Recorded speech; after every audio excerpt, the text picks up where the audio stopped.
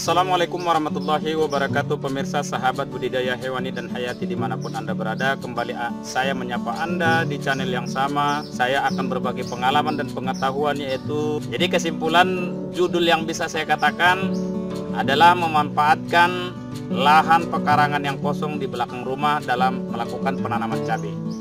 Oke pemirsa sahabat dimanapun Anda berada, di sini saya akan menyampaikan hal-hal yang perlu saya sampaikan dalam tata cara penanaman cabai saya ini. Yang perlu Anda ketahui yaitu yang pertama kali adalah melakukan pengolahan pada media tanam, yaitu dengan menggunakan cangkul ataupun mengacul, yaitu dengan membuat bedengan atau ladur seperti ini, yaitu dengan luas ladur adalah 50 cm dengan panjang tergantung lahan tersebut. Jadi pemirsa sahabat dimanapun Anda berada, langkah pertama adalah yang pertama tadi saya katakan membuat ladur ataupun bedeng. Yang kedua adalah melakukan penyediaan bibit cabai panjang.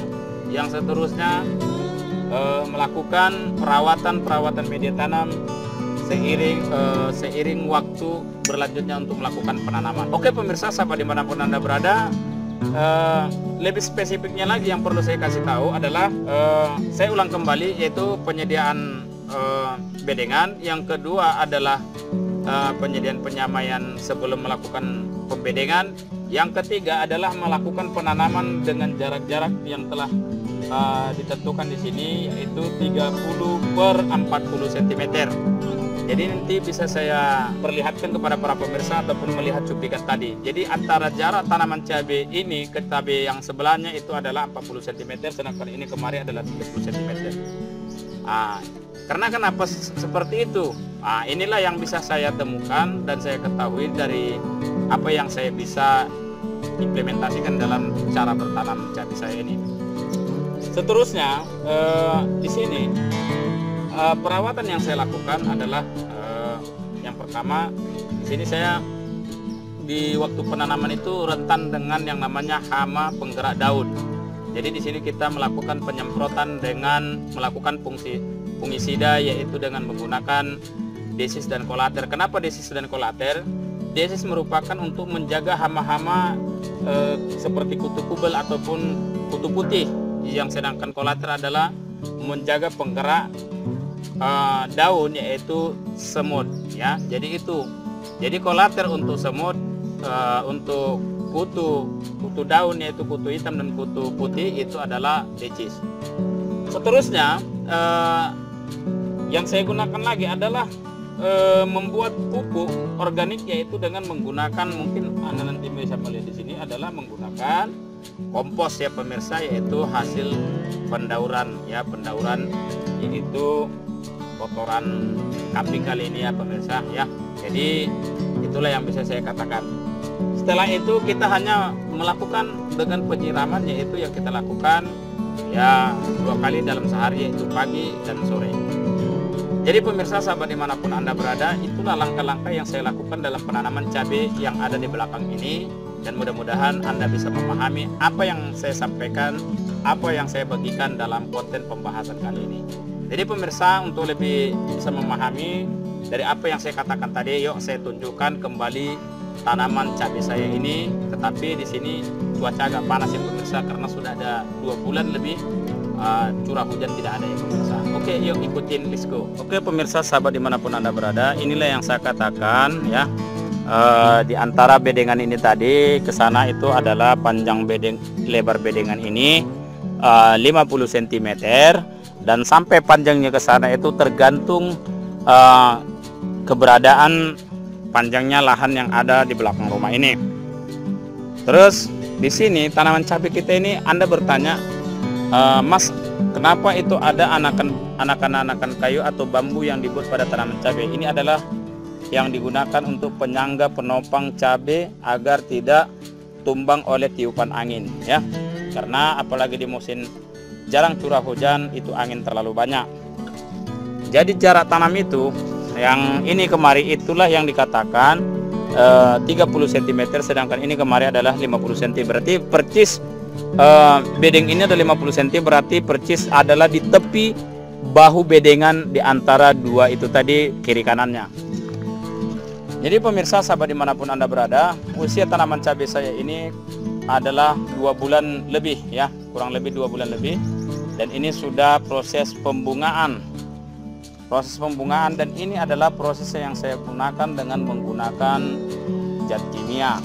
Dan ini karena banyak mungkin pembahasan saya tentang tanaman cabai dalam skala kecil di polybag itu dengan menggunakan organik ya. Jadi ini adalah menggunakan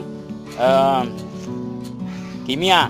Jadi sehingga konkretlah konten-konten pembahasan yang bisa saya sampaikan kepada para pemirsa dimanapun Anda berada, bisa dapat membandingkan atau mengambil perbandingan dalam organik. Karena kenapa? Karena ini adalah skala besar, makanya saya menggunakan kimia.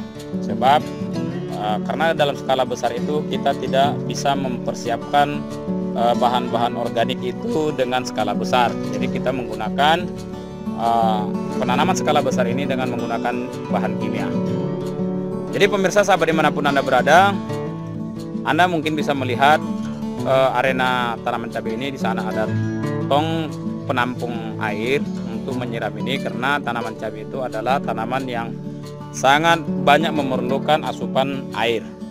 Jadi makanya kita menyediakan tong di sana ya pemirsa ya. Seterusnya di sini tanaman cabai sudah saya katakan di konten-konten sebelumnya, di konten-konten dalam skala kecil, tanaman cabai itu adalah tanaman yang rentan dengan penyakit. Dan di sini walaupun kita dengan melakukan seperti ini, ya mudah-mudahan masih banyak seperti ini ya pemirsa. Ini biasa daun-daun keriting, tetapi kita sudah lakukan penanggulangan dengan 2 fungisida, yaitu kolater dan desis. Tadi sudah saya katakan fungsi kolater dan desis itu untuk hama-hama yang bagaimana.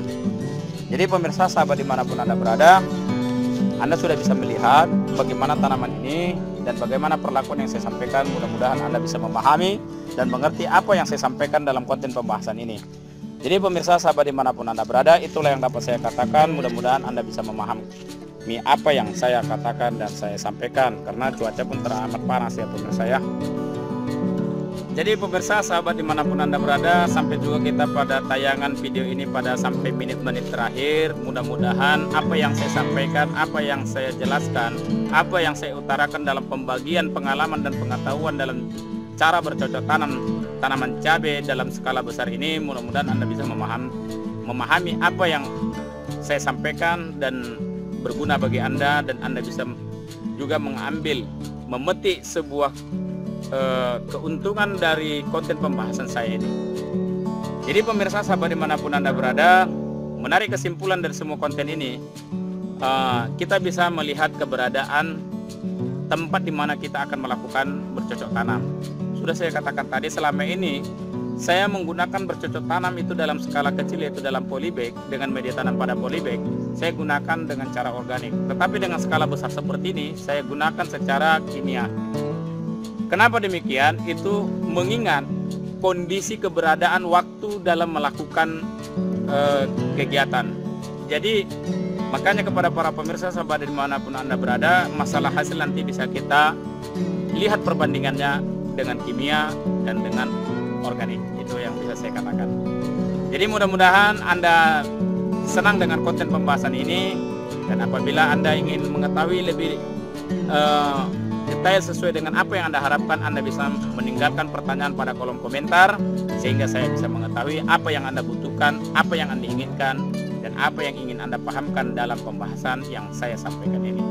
Itulah pemirsa yang bisa saya katakan. Terima kasih sekali lagi saya ucapkan kepada seluruh pemirsa dimanapun Anda berada yang telah menonton atau melihat konten pembahasan saya ini. Apabila Anda senang dengan konten pembahasan saya, tolong like, subscribe, dan komennya, serta jangan lupa pincit lonceng notifikasi upload video terbaru dari kami, sehingga Anda tidak ketinggalan konten-konten terbaru dari kami, dan semoga Anda menyenangi konten-konten yang saya sajikan dalam channel saya ini. Jadi itulah yang bisa saya katakan. Terima kasih atas perhatiannya, dan saya ucapkan Assalamualaikum warahmatullahi wabarakatuh.